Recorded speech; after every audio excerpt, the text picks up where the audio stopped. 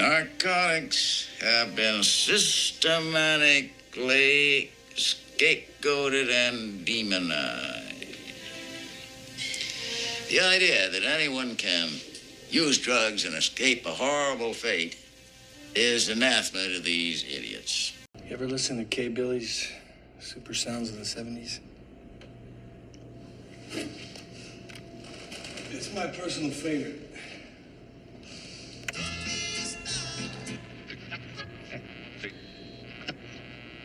Yipee-Ki-Yay, Mr. Falcon.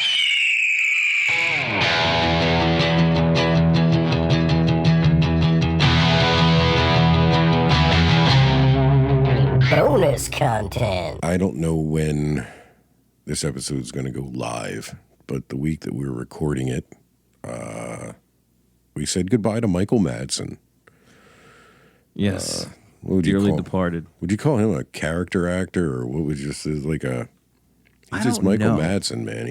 He plays some weird roles, but he's always Michael Madsen. Yeah, dude, he was in every all one over of the those place. roles. He was all over the place in his career. One of the earliest things I remember seeing him in when he was super young was The Natural with Robert Redford. I don't remember him in that at all. He's Bump Bailey. He's the guy who dies running into the outfield wall to catch a ball. Oh, that was him. Yeah, the one who's going out with Kim Basinger in the beginning. That's him. Yeah. That's right. Yeah, he's mad young in that, dude. Yeah, that was 84. But apparently he was in War Games.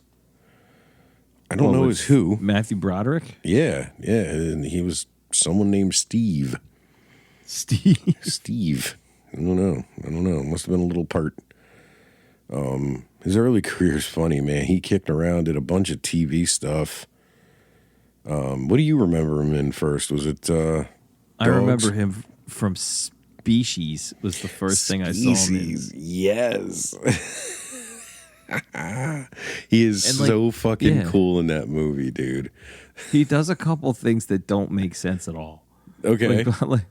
Like when they burst onto the scene after Natasha Henstridge has just like murdered someone. Yeah. And then he just, instead of like clearing the area, he jumps up on the hood of a car and then just squats down real low and just pants the gun across the whole scene. I'm like, you're kidding. I don't remember this. I just remember him jumping. Yeah, he jumps up on a car and I was like, what is he doing? It's like doing a gun roll to come into the room for no reason.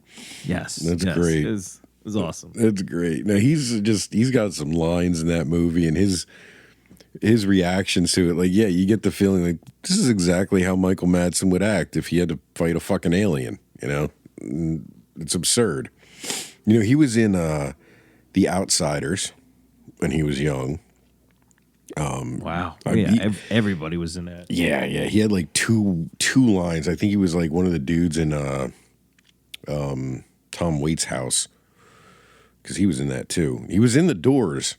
He had lines in The Doors. He was one of the roadie dudes, that Tom Baker dude.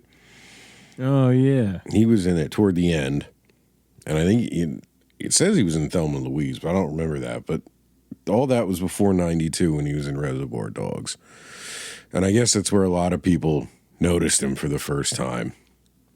Yeah. See, when that came out, I was too young to watch that movie when it came out. Yeah. So I didn't see it so much later. Yeah, we weren't even 10 yet. It was 92. Oh, man. I have a funny story about Reservoir Dogs. Have I ever told you this? About Italian class in high school? No. In Reservoir? Oh, man. No. Unlike most kids who took Spanish, and you took German, right? Yeah. They offered Italian in our high school. And so I took it. 2 years. Because you had to take 2 years of the language. And we had a dude from Italy was the teacher. And that's all he taught, as far as I know. I don't know what else he did. I don't know how he lived, because no one could have lived teaching at our school 2 classes a week. He was always late. He was always grouchy. He was always hungover, I think. And a lot of times we would just watch movies in class.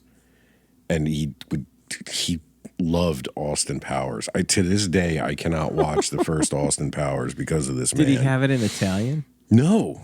He just had a tape and, the TV that was hanging up on the wall and the old VCRs. One day, because it was one of those classes that they offered it to everybody. So there were freshmen, sophomores, juniors, all together. Right? Mixed class. So it was the first time. I mean, I was a freshman in class with juniors, and they were assholes, and it was great. And these two fucking guys, I don't even remember their names, dude. They were 3 years ahead of us, and I think these guys got held back a little bit. They brought in a copy of Reservoir Dogs. I think it might even have been rented. Like, I don't even think they owned it. And he had no idea what it was, the teacher. He had never heard of it, had no clue what any of it was, because he didn't watch anything in English. And they convinced him to pop it in the VCR and they're like, no, it's fine. It's not bad. It's just a little violent. I'm like, oh, okay. Oh, God, the first scene. The first fucking scene is the diner scene, the like a virgin thing. We made it, I don't know, a minute and a half, 2 minutes before he leapt up and turned it off. And they kept him going for a little bit, man. They were just like, nah, it's just this one part. They get through just it. One line. So we did get to watch almost a whole scene of Reservoir Dogs in an Italian class in a Catholic high school. That scene is foul. It's right off the bat. It is fucking foul. And most of it is Steve Buscemi and Tarantino, right? Tarantino, yeah. Yeah. Fucking... Yeah, he didn't let us do that again. I don't believe in it. Yeah. That's okay, though. That teacher, he just didn't show up one day when I was a sophomore. Yeah, sophomore year, like halfway through the year, he just didn't show up one day. And no one else could teach Italian. So we just kind of got a study hall. We just got a study hall for the rest of the semester, and everyone got A's. And that's how that happened. That's awesome. Yeah. And then I took 2 more years of it in college. Still can't speak any fucking Italian. I took the same shit over again that I didn't remember from my first 2 years of high school and college. Very useful shit. Very proud of myself. I did do Duolingo for a while, and I was very good at the first few. Come sta? Yeah. Bellissimo. Molto stanco. It's not good. Stanchissimo. You know what stanchissimo means? No. It means I'm very, very tired. Very stanky. Stanchissimo. Free Willy. Did you remember that Michael Madsen was in Free Willy? He was the dude. Nope. He was the dude in Free Willy. That's crazy, dude. The Getaway. Have you ever seen that? I have seen The Getaway. It's a remake of an old, Allie. Oh, what was her name? The woman from Love Story. Ally McGraw. She did it with Steve McQueen, the old one. And they remade it with him, Michael Madsen playing the bad guy, and Alec Baldwin and Kim Basinger in, 94? That was the year that Pulp Fiction came out. It sure was. Madsen was not in that. I think I asked you that earlier, because I'm like, kind of feel like he should be, but he wasn't. He wasn't. He's considered like a Tarantino actor, like one of Tarantino's guys, and he's in a lot of his movies. Yeah, with Hateful Eight, right? That was the last one he was in. I think that was his. Kill Bill 1 and 2, or just 2? Just 2, right? He cameos in the first one, and he's in 2 a lot. Okay. Which I loved him. I just saw this thing come through on Instagram. It was like, you remember the scene in Kill Bill 2 when he walks in and he's got that hat on? Yeah. The white hat. Yeah. It's just because they make a big deal about the hat. When he came in, that was his hat. When he came in to do the table read for the script, he came in walking in with the hat. And Tarantino saw it, and he's like, you're not going to wear that hat in the scene, right? He goes, yeah, that's my hat. And then he wanted him, his hair was all long. He's like, you're going to get a haircut, right? He's like, no, I don't want to cut my hair. And Tarantino's like, you're not wearing that fucking hat in the scene. So then he comes back to him and says, like, now I can't picture you without the hat. Keep your hair. keep the hat. You can wear the hat in the scene. So then he goes to shoot it, and Tarantino's like, here, I just added some stuff to the script. Oh, I was going to say. He hands him a new page, and his boss is telling him to take off his shit kicker hat. That's and funny. And so when he looks all dejected, he was like genuinely surprised that line had been added, and they made him take the hat off in the scene. Yeah, he calls it a shit kicker hat, right? That's what he calls it? Yeah. That's good. Yes. Yeah, it was phenomenal. And he's like, I'm not acting. I didn't want to take my hat off. He made me I had to do it. It's in the script. Man, by the end, his voice had gotten raspy, man. I don't know what it was, but as he got older, it got really rough. It was always kind of rough, but you know, the year before Species came out, he was in Wyatt Earp as Virgil. Yeah. He was one of the Virgil. He was Virgil Earp. Oh, he was an Earp. That's right. Why did I think? Oh, I'm thinking of Tom Sizemore. Yeah, it happens. It happens. He was also in that. Yeah. Yeah, he's one of the Masterson brothers. They didn't have any scenes together, I don't think, which would have been great. But I don't know if those two ever had any scenes together. I always kind of balled them up in my head like they're probably the two hardest drinking dudes in modern Hollywood that you could have hung out with. You know what I almost said he was in because I was balling up him and Tom Sizemore. I was thinking of Species, but I almost said The Relic, which had Tom Sizemore. You know, I did the same fucking thing when we started talking about it. I'm like, nope, Sizemore wasn't in that. That's the other one. Yeah, which I also like. The Relic is awesome. Mulholland Falls, Donnie Brasco, he was in. That was great. Yeah, and then he did a bunch of shit. Like he did a bunch of shit movies. Like let's be honest. I forgot he was in Species 2. Oh boy. Oh, I have to take a look at that. But anyway, he's in Free Willy 2. Free Willy 2. Yeah. He got an extra N on his name. He was just Glenn with one N in the first one. So he got promoted. Sin City, man. He was his delivery so weird. He's like, you can't go in there, Hardigan. You got a bum ticker. You got a bum ticker. It's like, Michael, what are you doing, bro? Well, I mean, I kind of hoped. You can't say that phrase without sounding like an old timey, 40s radio announcer. I hope that's what he like. Hey, I'm standing on this fake stage, surrounded by green screen, and I'm saying this corny shit to nobody because Bruce Willis recorded his shit last year. I'm just gonna lean into it. Fuck it, a bum ticker. That was very, very goofy role. Well, anyway, farewell, Michael Madsen. Yeah, man, he was awesome. He brought a very unique flair to everything that he did, and he was very undeniably Michael Madsen. Yeah. He was one of those guys, like, he was always kind of playing himself, but like whenever he did, it worked, and yeah, it was awesome. Yeah, I especially loved him. Disappointed to see him show up in something, you know. Yeah, Kill Bill was the peak of his powers. It's a shame, too young, but rock and roll, man. All right, so what else is going on? Oh, jeez. What do we got going on? What's going on in the movie world? Any big announcements? I know that Henry Cavill's Highlander has been demoted to Amazon Prime now for its release. It's sad. It could be a good thing. I'll still watch that. Yeah. I did get movie tickets recently. What'd you buy? My wife and I are going to go see Teenage Mutant Ninja Turtles in the theater. I knew you were going to do it. That's awesome.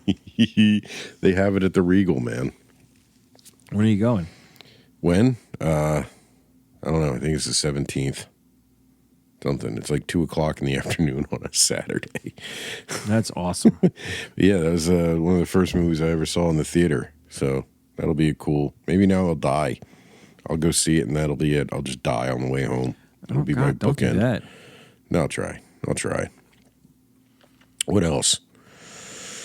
Well, I mean, speaking of Henry Cavill, I know like everybody, every fanboy in the world wants Henry Cavill to play James Bond.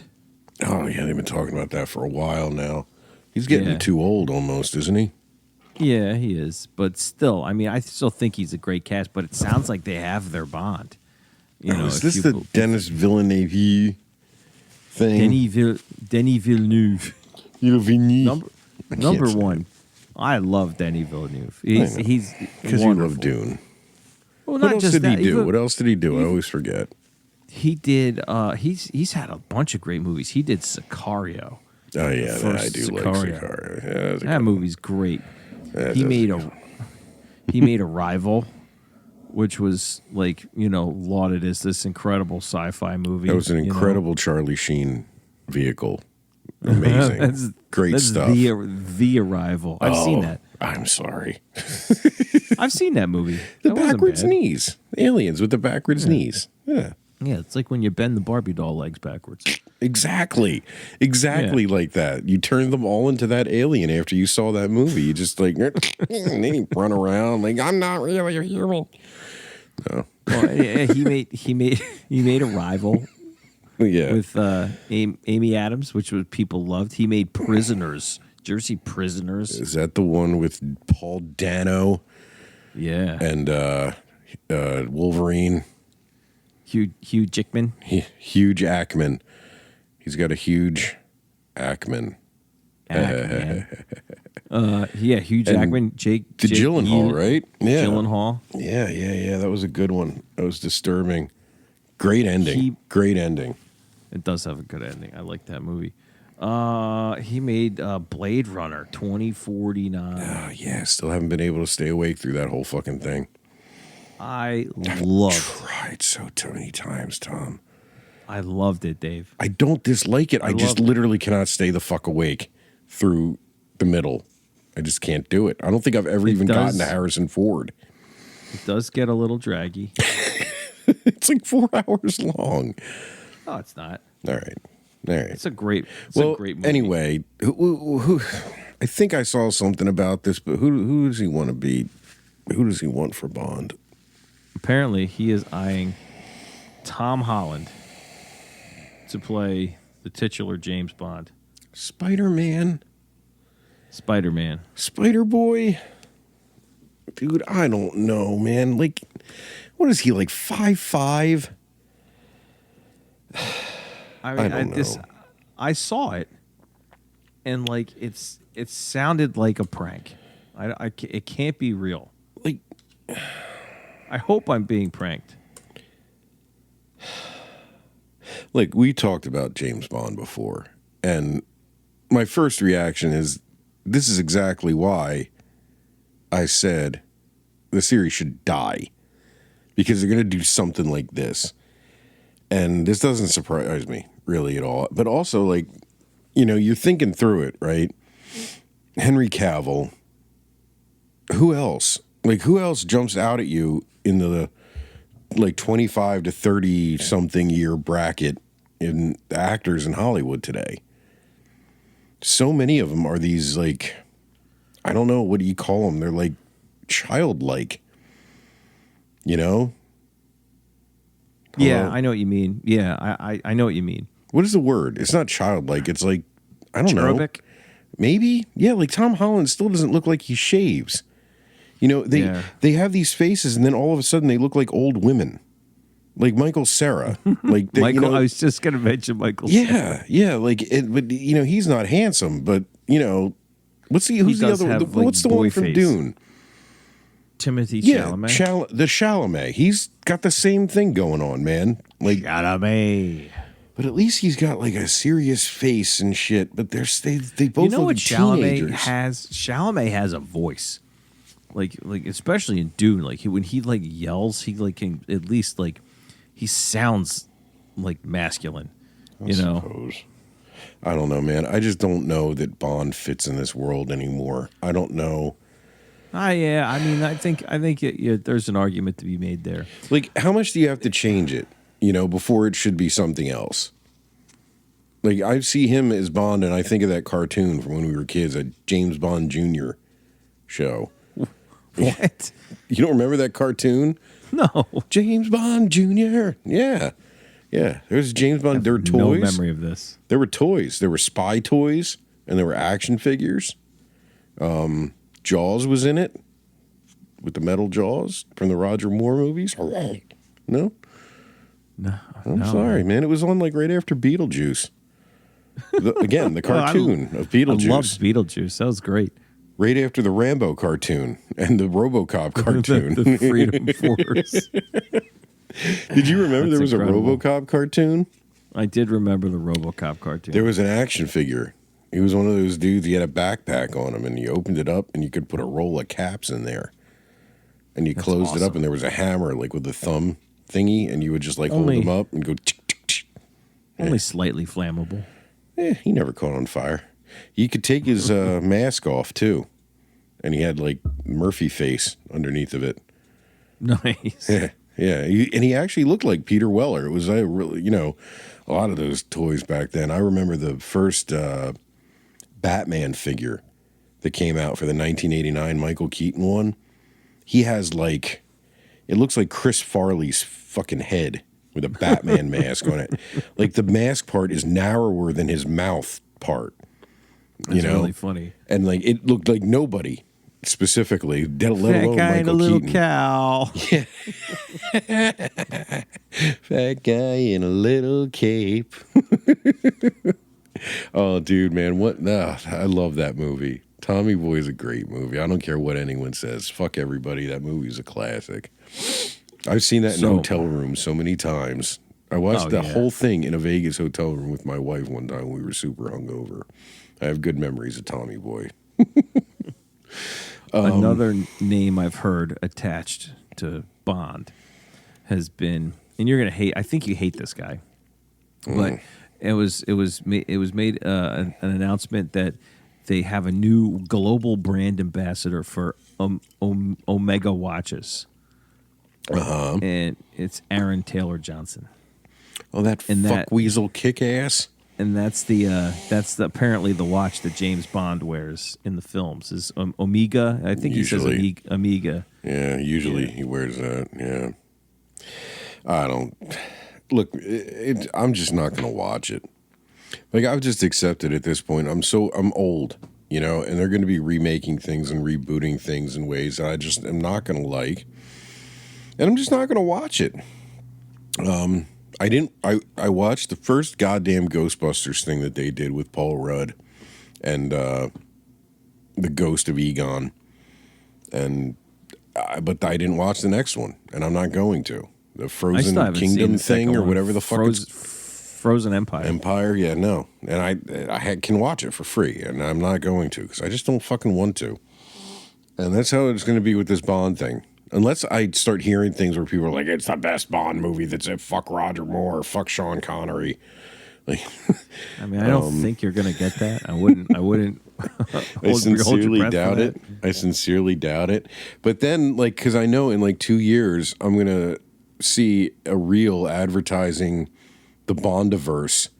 And there's going to be some movie with Daniel Craig and Pierce Brosnan and Tim Holland. And they're all going to be playing their respective Bonds. And into the Bondverse. Into the Bondiverse, yeah. And they'll get all the surviving Bond girls left, and they'll come beat the shit out of the James Bonds, and they'll argue who gets to keep the number. It'll be wonderful. They can say snarky things about being old to the young ones. It's really funny. They can both make fun of Daniel Craig for being blonde. It'll be great. And it sucks because like it's not so far-fetched that I don't think it could actually happen. It's going to get there, man. They did it with Spider-Man. Have you ever seen Into the Spider-Verse? Yeah, I think I did watch it once. Yeah, that's the one with all of them in it? No, I never. I saw part of it. I did. I did see part of it. There's Spider-Man No Way Home, which has all the Spider-Mans in it. But then there's the animated one. Yeah, the animated has like the fat Peter Parker, right? Yeah. Yeah. That movie is dope. It's so good. They did it really well. I watch it all the time because my son loves it. Okay. He's super into it. So I'm forced to, but like that's one of the ones when he asked for me to put it on, I'm like, okay, yes, absolutely. I can't get it on fast enough because I want to have that on before he changes his mind. It says, no, I don't. I want to watch like Baby Shark or whatever. Yes. that is the appropriate reaction. Yeah, I watched. I don't know. Like, yeah, we talked about that. I've lost my Marvel spark a long time ago. I watched that. Yeah. I was gonna say I watched that Flash movie too, but to be more accurate, I fast forwarded through most of that Flash movie just to see Michael Keaton play Batman again. I heard that was terrible. It was horrendous. And then they kill Michael Keaton at the end. And I'm like, They kill him? they kill him as Batman. Back. I'm like, fuck this movie. Fuck this fucking movie. And there was a fake Christopher Reeve for like a couple seconds. No, it was a fake Nick Cage. There's both. Oh, They did both? a CG Chris Reeves, and it's like some swirly thing where he's seeing all the different parts of the multiverse, and he sees all these different versions of Superman. And one of them is a CG, Nick Cage from the movie that was never made, the Tim Burton one, and one of them was Chris Reeves and an older, it was fucking shit. The whole thing was shit. I'm surprised Adam West didn't show up. And at the end, there's fucking Ben Affleck shows up. And it's like, oh, cool. Now you're stuck with this fucking Batman. Because we have 7 Batman. And they still haven't decided. Fuck all of them, dude. They still haven't decided what they're going to do with the decent Batman. I know, you can't fucking say that, but I do like that new Matt Reeves Batman. I liked it a lot, man. It's good. But it's been a long time. I mean, we got a whole television show about the Penguin since the first movie came out. Too many Batmen.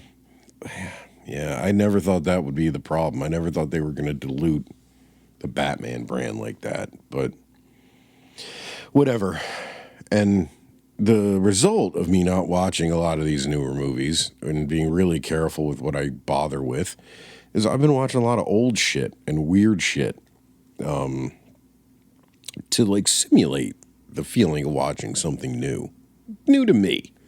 New to you. New to me.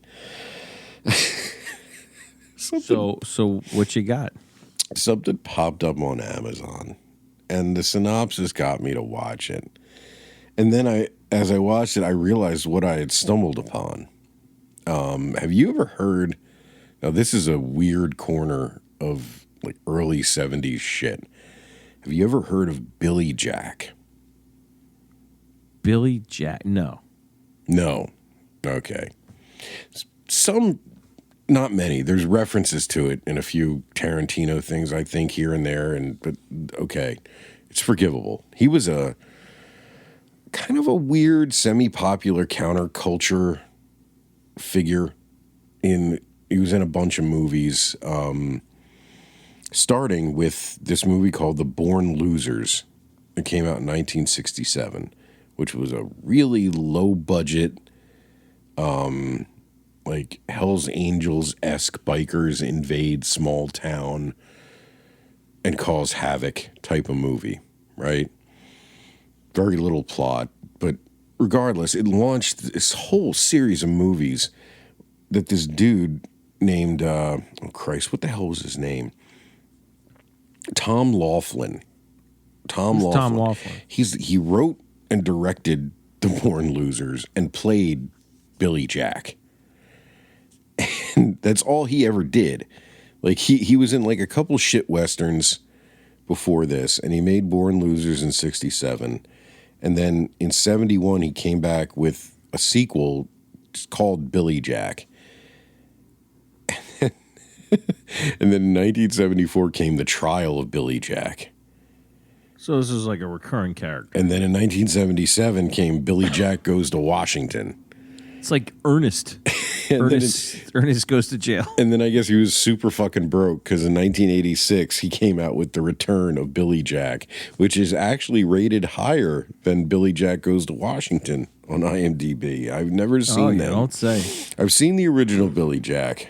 But I've never seen any of the other ones. But now I've seen The Born Losers, the origin story, if you will. And the funny thing is, the rough structure of it, very rough, is very First Blood-esque, right? Because Billy Jack is a a part Native American guy living in a small town, and he's home from the war, and it's 67, so we can only assume that means Vietnam.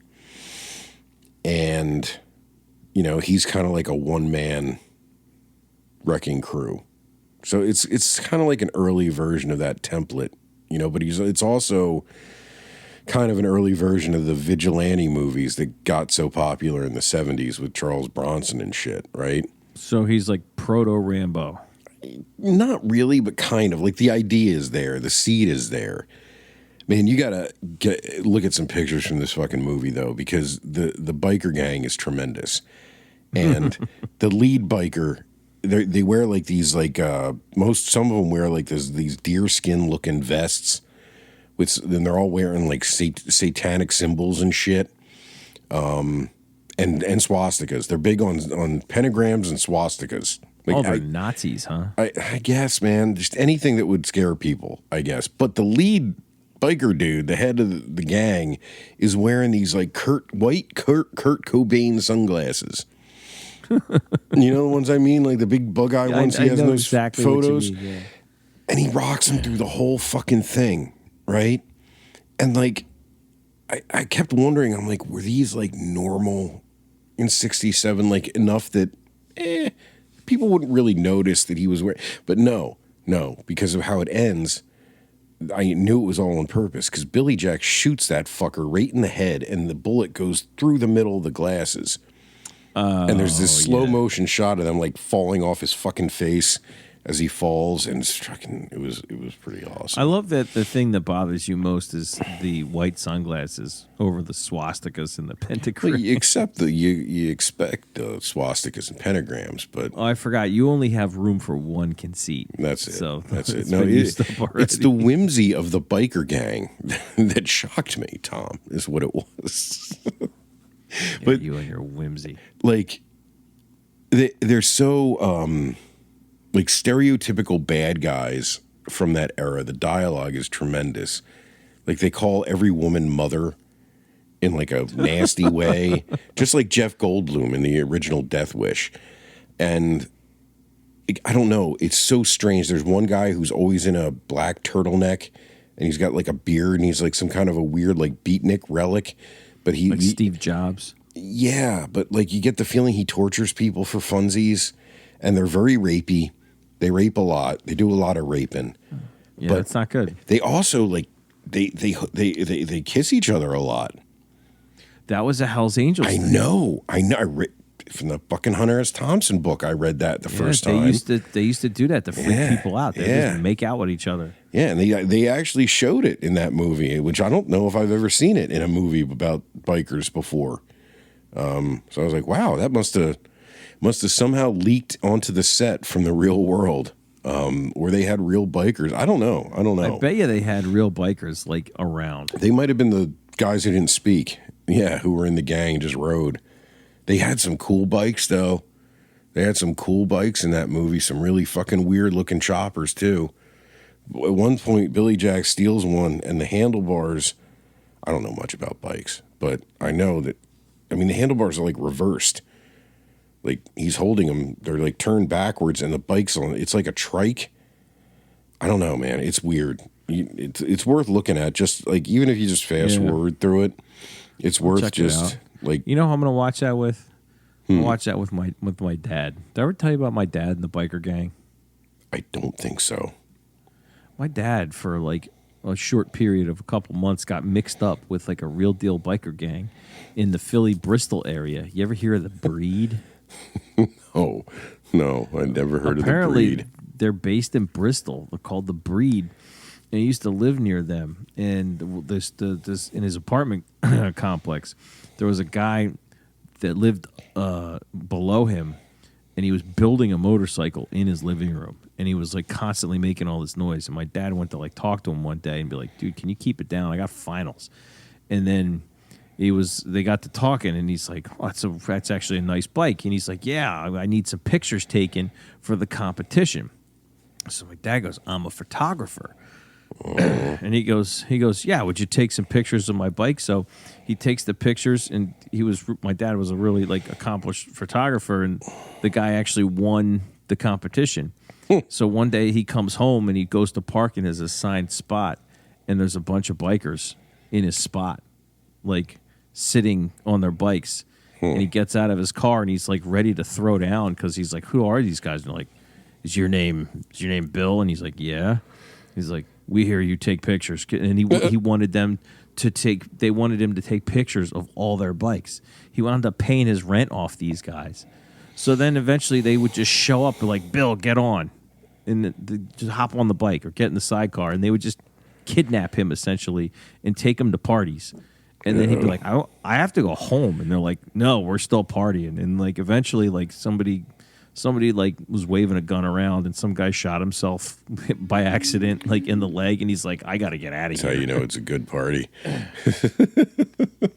But yeah, for like a couple months, he was just like a what they call a hang around. He was like the citizen. They gave him a little armband so people knew that he was cool with the biker gang, but he wasn't actually in it.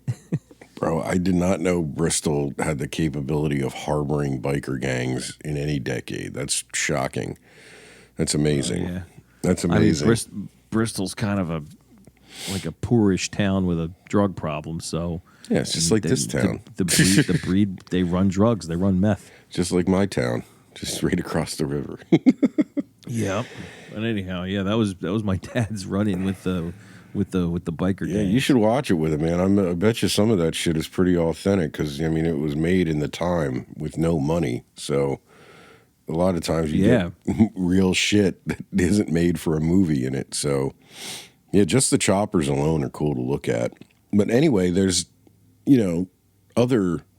so many, like, biker movies throughout the years. Like, this format, they repeated a lot during that era. But there was just a new one, a couple years ago, right, with Tom Hardy and Elvis? The Bike Riders. Yeah, why do I always forget that fucker's name? The pretty boy who played Elvis. Austin Butler? Austin Butler. I watched a lot of that. Oh, he's white. He's white. Did you ever see that clip? Yeah. Oh, man, I was just thinking of the Masters of the Air voice was in my head, and then you said that, and it was really jarring. But, yeah, I watched Austin, but I didn't like that Elvis movie very much, but I watched him a lot. I didn't see it. In the Masters of the Air miniseries. Masters of the Air was good. Masters of the Air. Yeah, it was very good. And he was really good in it. And he's supposed to be in something else really soon that's supposed to be wild and violent. Caught Stealing. Is that what it is? I saw a really quick rush trailer of it, and I'm like, yeah, I'm probably going to watch that. But Bike Riders, that looks right? insane. That's what it was called? Yeah, it's called The Bike Riders. Terrible name, but it was fun. It was interesting. It wasn't what I expected. Did you see it? Yeah, I watched it. I liked that. Oh, I didn't know you saw it. Oh, you liked it? Fox, man, Yeah. that's cool. That's a relief. I thought I was the only one. No, I liked it. It was because you watch a movie like that and you expect it to be about bikers, but it took kind of a different turn. It's being narrated by his girlfriend and eventual wife in her experience with the club, and so like the lens through which you see this biker, well, they're not a gang, they're a club. Yeah. Is pretty much from her point of view, and I don't know. It just changed the tone of the movie, and it's about him, like it's about like the death of that culture and what it turned into. Sure. Well, it wasn't around for very it, long. It was a kind of a blip of a counterculture. It definitely didn't span more than a generation. That's for sure. They covered what they considered to be like the golden age of the motorcycle club. Before it got stigmatized into something, that just was basically meant you were a gang of criminals. It kept making me think of, I loved the structure. I loved that they told it from her point of view, and it kept making me think of Leader of the Pack, the song. Oh, yeah, that's right. I couldn't help it. And then Leader of the Laundromat. But I liked Tom Hardy in it. I liked his... I love Tom Hardy. Like the old man biker. from the old days. And when that Hell's Angels from California drops into their party, I think wasn't that what's his name from Walking Dead? Norman Reedus. Yeah, the Reedus, who's half a biker as it is. That was really interesting. God. Seeing like the And his 50s teeth biker. are all effed up. Yeah, seeing like the 50s Midwest small town biker meeting with the guys that Thompson wrote about. The California hippie bikers. It was a meeting of the worlds, man. I was like, wow, it's not even the same deal. All they have in common are bikes. Yeah, the Midwest guys were like greasers, basically. Yeah, they were motorheads, man. Like, that's how they got into it. Like, they were, a lot of it comes from veterans from the war who learned how to work on engines and learned how to work on bikes and ride bikes in the war, and they just weren't fitting into society when they came back to the world, and like they formed those clubs that were, most of them, until they, like you said, until they got that outlaw stigma, it was all centered around racing and bikes, and it changed. It got weird. Yeah, that's what they did. They would just get together and like race them on the dirt tracks. Yeah, and then fight each other. Yeah, and like that was the thing, like fight each other, and that was the whole point of the final act of the movie is. Oh man, somebody always shows up with a gun, But I don't know. I liked it. I thought it was cool. I do have to rewatch it. I only saw it once. I do owe it a rewatch. But what other biker movies can you think about? I mean, bikers have been. Oh man, they've served as the go-to bad guys in so many movies. But they mention another one. They mentioned two other biker movies in the Bike Riders. Number one, they mentioned the Wild One. Yeah, with Marlon Brando, classic. Yeah, and then like they show Tom Hardy watching it. And just like, what are you rebelling against anyway? And he goes, Johnny. What do you got? Yeah, Black Rebel Motorcycle Club, man. It was a great band. It was a great band. And the other one they mention is Easy Rider. The Norman Reedus' character, apparently, like, they paid him to just sit outside the theater and rev the engine on his bike to like, get people to come see Easy Rider. Man, I've seen that a lot. That's a depressing movie. That is a depressing movie. I mean, I don't know. I think people who haven't really seen it have an idea of what that movie is, and it's just not that. Man. Well, you had the three actors in that movie. You had what was it? Peter Fonda, Dennis Hopper, and Jack Nicholson were part of this movement. And like a lot of these actors ran in the same circle. Like there's all like the group of Chicago comedians that coalesced together, like and Bill Murray and Dan Aykroyd.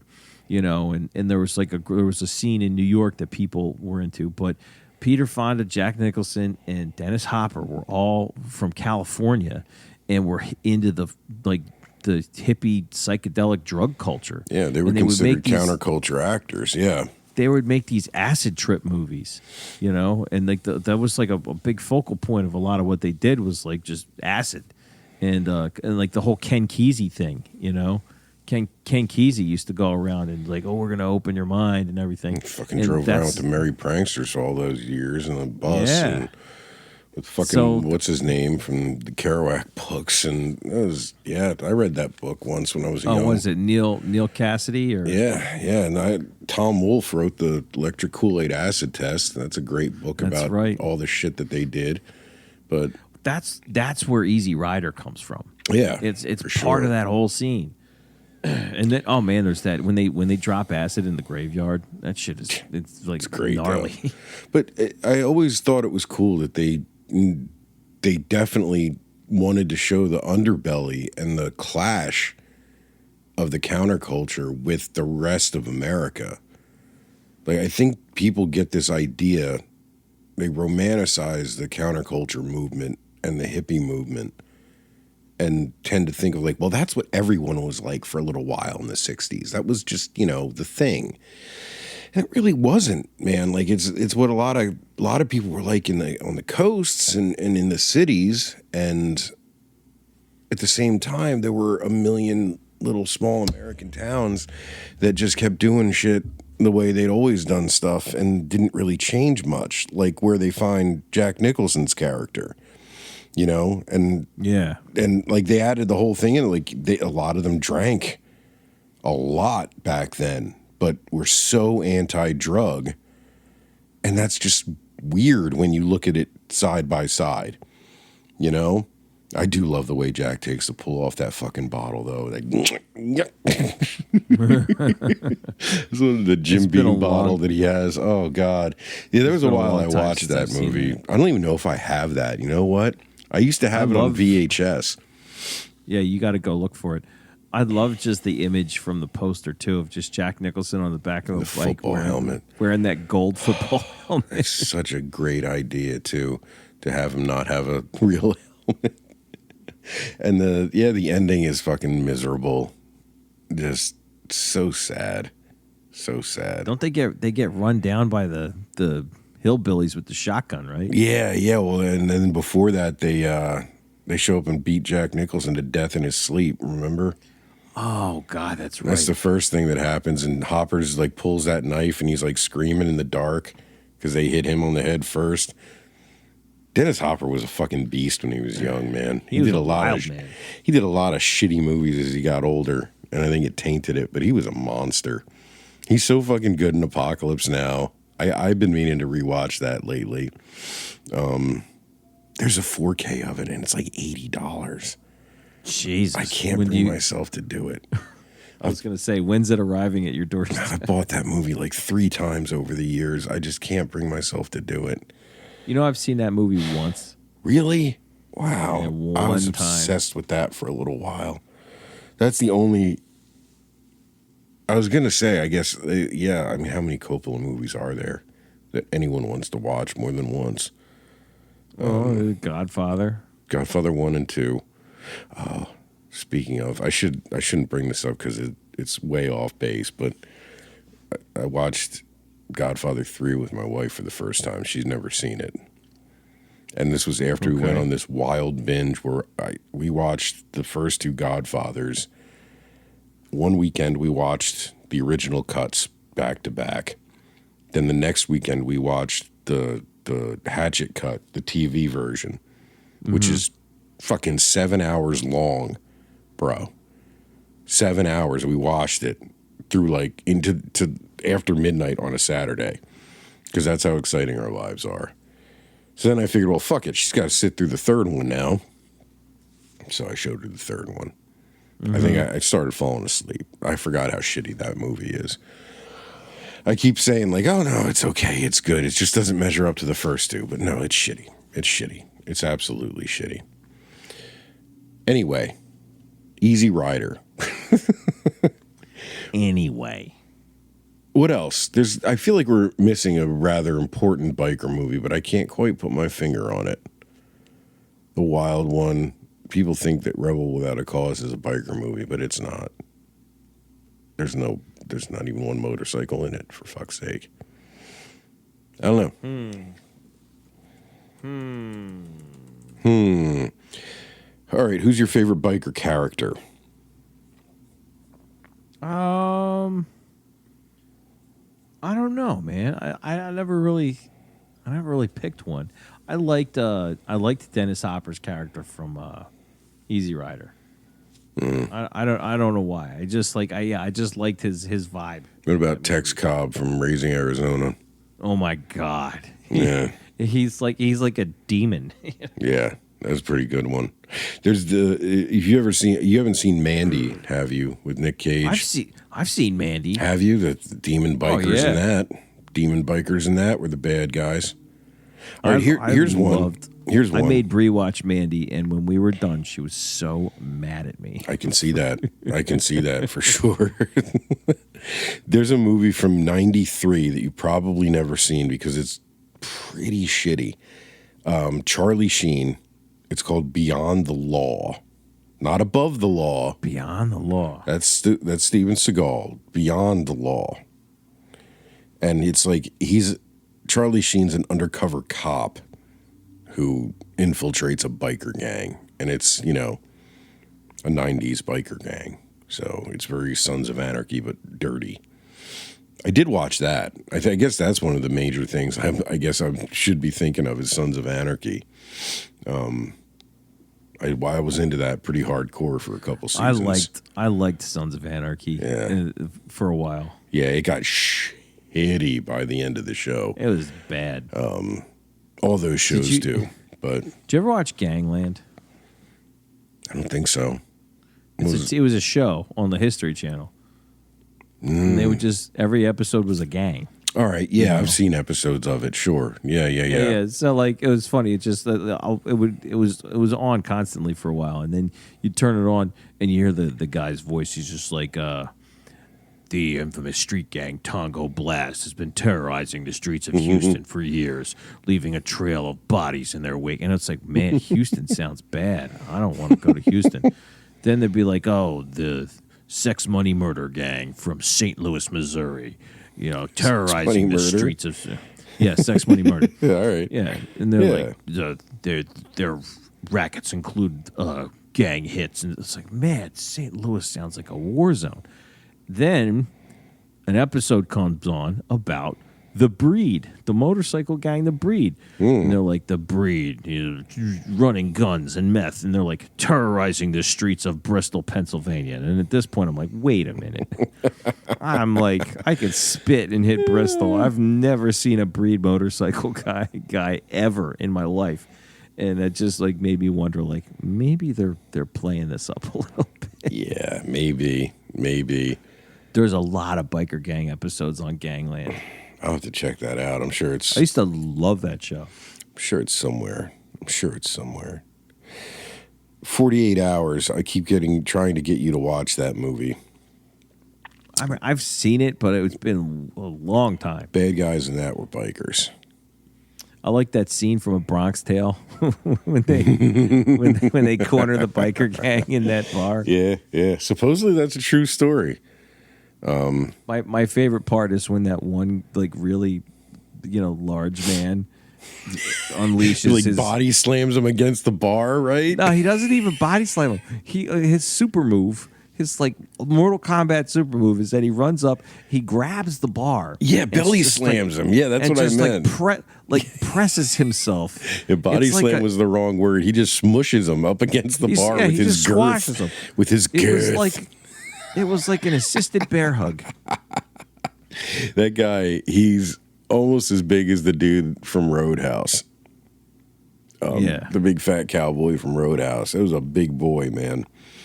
He's a big dude. I don't know. Would you call The Place Beyond the Pines a biker movie? That's more like a stunt biker. No. That's different, right?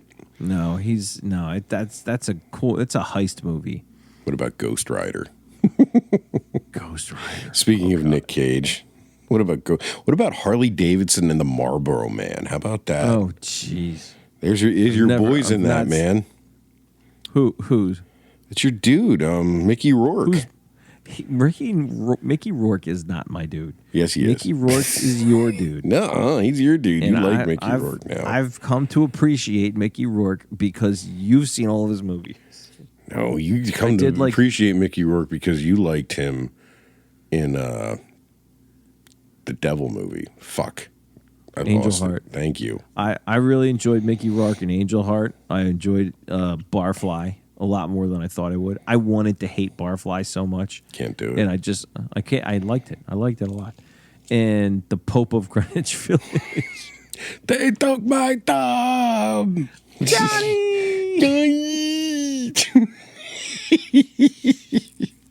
Fucking Eric Roberts, man. He pops up and shit every once in a while. He just cracks me up, dude. Is so over the top in that movie. Yeah, he's a weirdo in that one, man. I've never seen anyone quite do that before or since. You're really missing something if you don't see that. All right. Oh, I got a biker movie for you. Remember Stone Cold? Yes. Didn't you get me to watch this?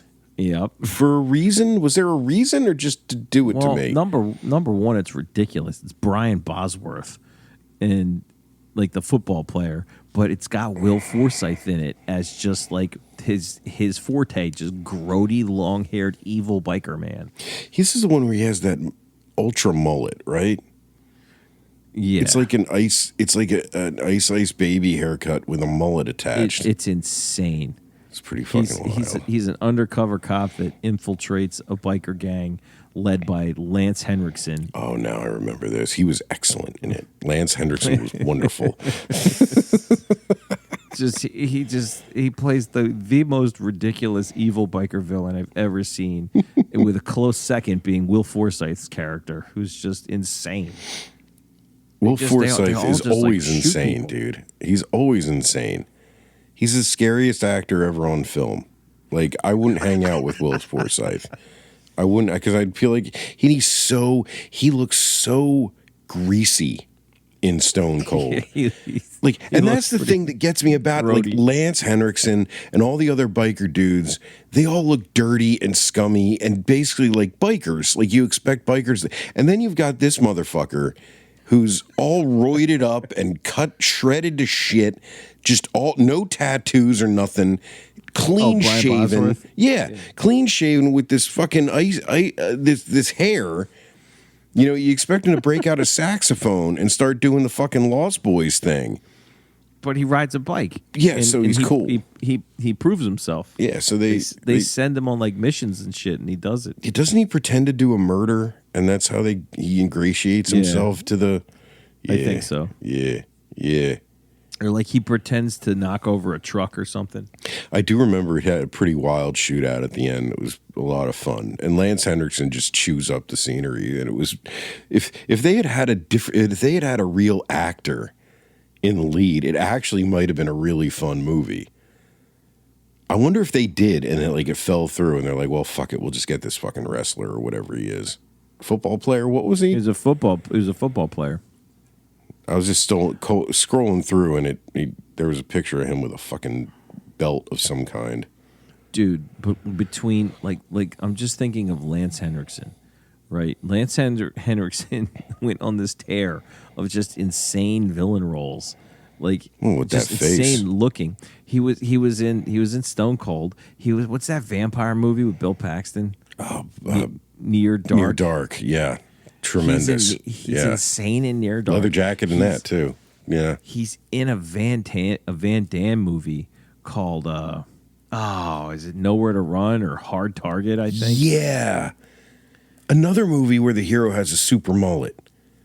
Yes. That was the one. Oh, that was the one where Henriksen had that stupid one-shot pistol, that single-shot pistol, right? He's got the breech open and he's got the girl God, it was so at stupid. gunpoint, and he just says, "Load me." she drops a shell into the breech. That's right. It's Load so me. stupid. And someone's running and oh, dude, I forgot about that. And then the Quick and the Dead. He's the dude covered in all the cards. Oh yeah, with the chaps and shit, and he got that If mustache. they needed an insane looking, long haired, freaky villain, they just Lance Henriksen was at the front of the Rolodex. Doesn't Gene Hackman shoot his thumb off or something? Oh, he shoots him up real good. Yeah, he shoots tortures all his him. parts. Shoots all his parts. Wow, fucking Lance, dude. Yeah, he was supposed to be the Terminator. Do you know that? I did know that. Yeah. Every time I watch that movie, I think of, because he's in it. He's a cop.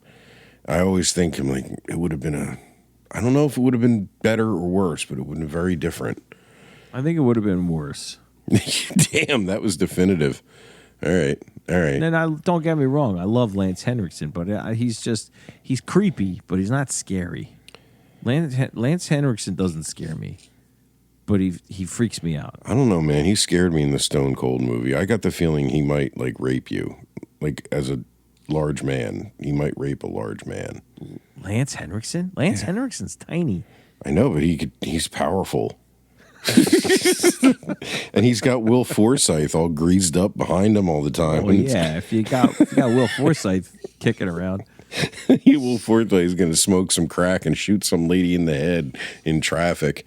Fucking damage me forever. From the Steven Seagal movie. Yeah, dude. What was that, Above the Law? Yeah, one of them, the one where Seagal pretends to be Italian, I think. She honks at him. I know, that's all she did. That's it. I've had enough. And he just fucking smokes her in the middle of the intersection. That was a serious anti-drug movie, man, because that's what crack will do to you. It's just crack will fuck you up, but I don't know if it does that. Cocaine's a hell of a drug. Seagal's accent in that fucking movie is something to behold, man. Hey, you see Richie? You see Richie? Richie? You tell him I'm gonna find out who killed Johnny Block. Here's my badge. Here's my gun. He's the worst fucking actor in the history of film. Oh my God. Yeah, I'll still watch it. I love that movie. It's terrible, but I love it. Was Lance Henriksen blonde in that? Yeah, he was blonde in that. Wow. In what? In Stone Cold? Stone Cold, yeah. You know what came on the other day? Pumpkinhead. Oh, yeah, I remember Pumpkinhead. You remember Pumpkinhead? And that's Lance. He was really young. Pumpkinhead. My introduction to Lance Henriksen was this weird X-Files adjacent show on Fox called Millennium. Yeah. Chris Remember that Carter show? did it. Yeah, it was. Oh, that's not why. Yeah, it wasn't a spin-off really, but it was. Yeah. I remember that. He was that was the first thing I saw him in too, for sure. I have no clue what that show is about. I just remember liking it. It was some secret society that had to do with the end of the millennium, of course. But I don't think they ever even got to that. Like the show ended before they even figured out what the whole thing was supposed to be about. But the first season was like a serial killer of the week type of thing, and he was like a semi-psychic retired like sort of FBI clairvoyant. agent. Yeah, like he saw stuff, and it was very dark and creepy. The first few episodes are really, really good. It's impossible to find.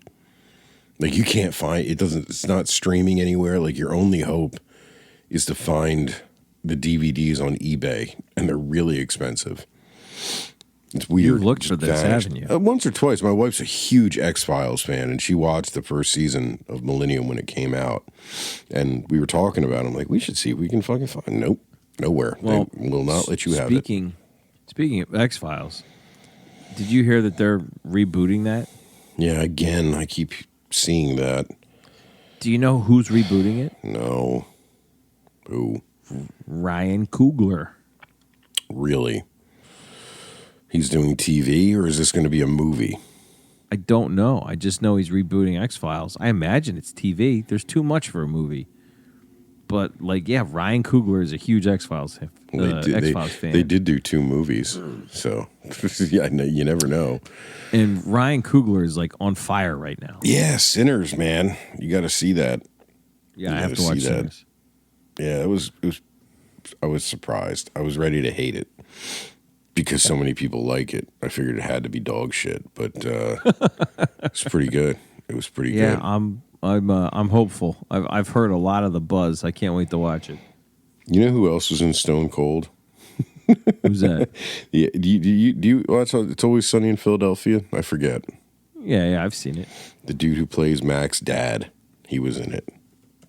He was one of those guys. Mac's He had blue eyes and a sinister face. So he got a lot of bad guy roles for a little while in the 90s. But it's Mr. Mac. Mr. Mac. Mr. Mac. Mr. Mac. The real fans. I think his name is like Gregory Cummins or something. Yeah, Gregory Scott Cummins. Cummins. Yeah. Cummins.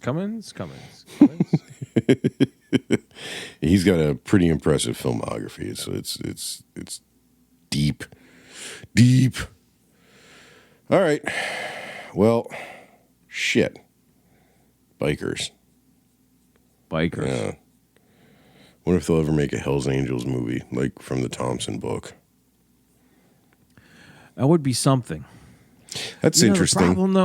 The problem though is that in order to get it made, you have to deal with the Hell's Angels. And I just imagine they would make it a nightmare to make that movie. Yeah. They're all dead, the ones who were in it. So that's helpful. Yeah, that's I helpful. get that, but you still like Sonny Barger, they're the originals. But that club is still around, and there's going to be shit that they don't want put out there, and they're gonna probably push back against it. Maybe if it's in the book already, though. The book's been out for a little while. Yeah, the book's been out a while. But the bigger question would be, who the fuck would play Hunter Thompson? That's an excellent question. Because Depp is finally too fucking ancient. The Rum Diary was his last go. So, oh, I know. Tom, get Holland to do it. He could do it. Oh, jeez. God, he thought Johnny Depp was too short. You need someone that can do the Keith Richards thing, you know, like The walk and the weird fucking arm shit. Yeah. Yeah. Just get Bill Murray back out of retirement. He can just do it. Jesus. Hey, we can have the Hunter Thompson verse. We can get Bill Murray and Johnny Depp, and we'll get Benicio that can come in. Oh, what's his name's dead? Peter Boyle. We can't. That doesn't work. Peter Boyle. That doesn't work. Well, we can get what's his name from Rum Diary. He can come do it. I needed something to cut the limes. Limes? What limes? What limes?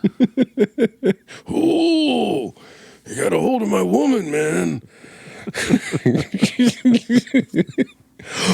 My favorite one, when he tells him about he's afraid of going to sleep with him running around with that knife. We cut him up. He goes, who said anything about slicing you up, man? I just wanted to cut a little Z in your forehead. Never. You can turn your back on a man, but never turn your back on a drug. Especially not when it's waving a razor-sharp hunting knife in your eye. You just hear the howling moans from the bathroom. Oh. Yeah, it's like it's a sound, all right. It's like a bellow. Better hope there's some fucking Thorazine in that bag. It's a great question. Who the hell could play Hunter S. Thompson in the no Hell's idea. Angel? Because he's young. He was young when he wrote that. Yeah. I mean, Rum Diary was all wrong because Johnny Depp was, way too old. Because he's supposed to be younger than he was in Fear and Loathing in Rum Diary. Like, he's younger than Hell's Angels in Rum Diary. So, whatever. I hated that movie. Rum Diary? Yeah. Really? Yeah, I didn't like that movie. I love that book, though. I have a soft spot for the movie. I love the book, too. I was ready to hate the movie, but I don't know. It has a charm to it for me. I asked my wife to read that book. I thought she might like it. She hated it. Really? She absolutely hated that book, and then was like mad at me for suggesting it. Wow. But it was a quick read, so she read the whole thing. Yeah, my wife read it, too. I think she liked it. I don't know. I read that cover to cover like a couple times. Yeah, I was really. It was very digestible, and it was a great story, and it had all the things to hook a young me, for sure, including the journalism stuff. Was. What was the name of the friend he had that was just insane? It'll come to me. This Moberg. Oh yeah, he was. Giovanni Ribisi played him in the movie. Moberg. Yeah, Moberg was a tremendous character. They condensed a couple characters into one from the book. Like, there's a few that didn't make it into the movie, but Moberg definitely did. Yeah, he did. There's a Jack Kerouac novel. It wasn't the first one that he had published, but it's the first book he ever wrote. He finished it in 1942, I think, when he was just like 20 or 21 years old. It was called The Sea Is My Brother, and it was kind of based on his life before he did the things from on the road when he was a merchant marine. Really very strong Rum Diary vibes because it's like a great writer finding their form, you know? Right. But just like Rum Diary is more of a traditional novel opposed to what Thompson did later, so is The Sea Is My Brother. It's very structured. It's very clean arc, but it's still Kerouac. It's really neat to see, especially considering it didn't get published until, God, I think the 2010s. It didn't come out. No one ever read it. Oh, yeah. Okay, yeah. It was like a lost novel. I've never heard of this. Yeah, it was like a lost novel. I've read a few Kerouac novels. I've never heard of this one. Yeah, the first novel he ever had published, I think, was The Town and the City. Was the first, and no one read it. But yeah, he wrote this way early, like 8 years earlier. Yeah, you should check that out if you can find it. The Sea Is My Brother. Yeah, I'll have to look for It's it. definitely on Kindle for sure. Yeah, I read On the Road. I read the Dharma Bums. Oh yeah, Dharma Bums. Holy shit. Yeah, and there's a lot of movies about Kerouac. Surprisingly, man. If you're ever in the mood for him, like to really get into like Kerouac shit, there's a movie called, I think it's just called, let me look it up before I get it fucked up. I think it's just called The Big Sur, Big Sur. Yeah, that's it. which was a tremendous book. But this film is very, if you like Kerouac, you will really, really like this movie if you're in the mood for it. But it's kind of like, it's like beautiful footage of a dude who really does look a lot like Kerouac with really good voiceovers of the book. So it's very plot-like. There's not much plot. It's very much like the book. So if you're in the mood for something like that, and then Anthony Edwards shows up as Lawrence Ferlinghetti. Wait, who's Anthony Edwards? Dude from ER, Goose from Top Gun. Oh, yeah. Yeah. And you know Josh Lucas? Yes. He shows up as Neil Cassidy. Oh. And like there's just so many scenes that are so done so well. Like there's this part where Kerouac comes to visit people in New York for a couple nights and gets wasted and ends up waking up in some room. He doesn't remember where the fuck he is and he hates the city and all he can think about is going back to the woods. Like, I don't know, man. There's just something about it that really caught me, and you read a lot of his shit, and it would be really cool, I think, for you if you checked it out. Yeah, I'll check that out. You got to be in the mood, but if you're in the mood, Got to be in the mood. yeah. I could find a mood. And other characters from that era like pop in and out of his life too. So it's neat. It's like a fan service type of thing in a way. No Ginsberg, I don't think. So we're spared that. Oh, yeah, Ginsberg's a little much. But then there's all these other movies about that group, because there's the murder plot story thing that they always end up dealing with. There's an On the Road movie that Kristen Stewart was in. Like there's like Kristen Stewart. Yeah. There's like 5 movies about Kerouac and his surrounding group of people that came out like in short order. And it's funny to see the actors that they got to play the various real people and very, very close together. Here, hold on. That's like, it's like that phenomenon where we always try to cover, where like the Yeah. same movie comes out a couple months apart. But the funny thing is, like, none of these were really that popular. Yeah, like On the Road came out in 2012. God, what the fuck is this other one called? I can't find the one about the murder. It has Dexter in it. Dexter. Yeah, what's his fucking name? You know, Michael C. Hall. Yeah, I know you're talking about. I never would have remembered his name. Let me see if I can find it. It was really good, and nobody Oh. watched it. Is Garrett Hedlund in it? Possibly. The kid from Chronicle, that guy from Chronicle's in it. Whatever. You'll find it. You'll like it, I swear. Kill Your Darlings. There it is. Kill Your Darlings. Mm-hmm. In college, I found the On the Road one. Yeah. Garrett Hedlund plays Dean Moriarty. That was the Neil Cassidy Yeah. character, right? Yeah. Yeah. Mm-hmm. That's what he was in the novel. Kristen Stewart plays Mary Lou. Mary Lou. Yeah, this Kill Your Darlings movie is about a murder that Ginsberg and Burroughs kind of got mixed up in when Ginsberg was really young. And Kerouac pops in for a little bit. You know who plays him? Jack Houston. Jack Houston? Yeah, the dude from Boardwalk Empire. Which Plays dude? Richard. Richard Harrow. the guy with the face. Oh, Harrow. Yeah, yeah. He plays Kerouac. He does a pretty damn good job too.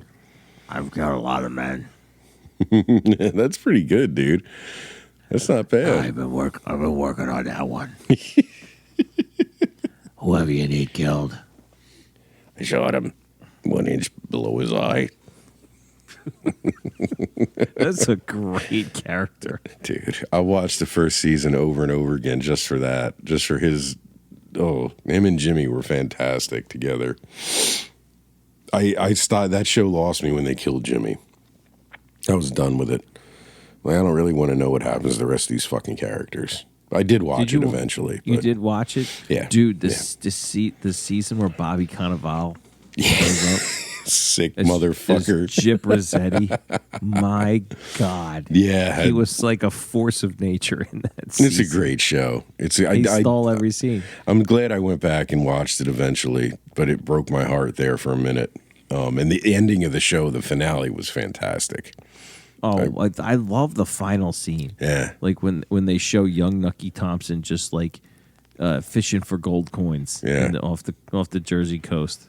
It's like it's like the day he lost his soul. What a great way to end it. Yeah, exactly. They did a lot of great things with it. And I know some people didn't like that it was Jimmy's son that came and shot him, but I dug it. I thought it was poetic. Poetic. Oh, and that's what I meant to say about that Kill Your Darlings movie. Daniel Radcliffe plays young Ginsberg. Harry Potter? Yeah. What? Harry Potter. Yeah, and I don't feel bad about this because I always forget this actor's name. He was in Chronicle. He's shown up in a bunch of stuff. He was in that skinny blonde kid? Dane DeHaan is his name. Yeah. That's a terrible name. I know. And I read the name. I'm like, I've never seen this name before in my fucking life, but I've seen him in like 50 fucking movies. But one of our incomparables is in this movie. Wait. Is it Elias Koteas? No, but I wish. The incomparable Ben Foster. Oh, Ben Foster. Ben Foster's great. He plays William Burroughs.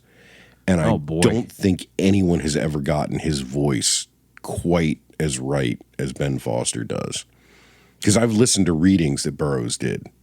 Okay, so the only time I think I've ever heard Burroughs' voice, he recorded a song. The Book of the Dead thing, right? With Tom Waits. Yeah, yeah. And there's a song called Tain't No Sin.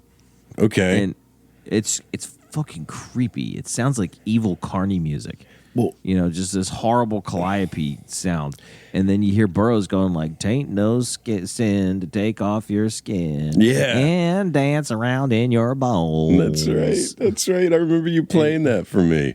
He's making no attempt to hit a note. It's like completely atonal. I don't think it's fucking he could. horrible. If you remember, I had a bunch of Doors cover CDs when I was younger, right? Just all different shit. On one of them, it was William Burroughs reading one of Jim Morrison's poems, and they put music to it. Do you remember this? He's like, "Is everybody in? Vaguely. Is everybody in? Dead at 27 in a Paris bathtub."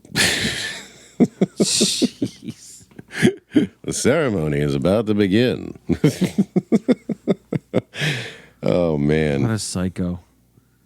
Oh man, we got all over the place, buddy. We got everywhere with this tonight.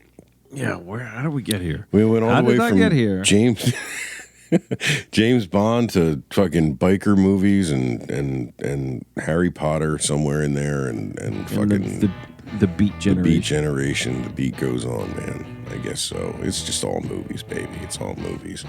It's the magic of cinema. Absolute cinema.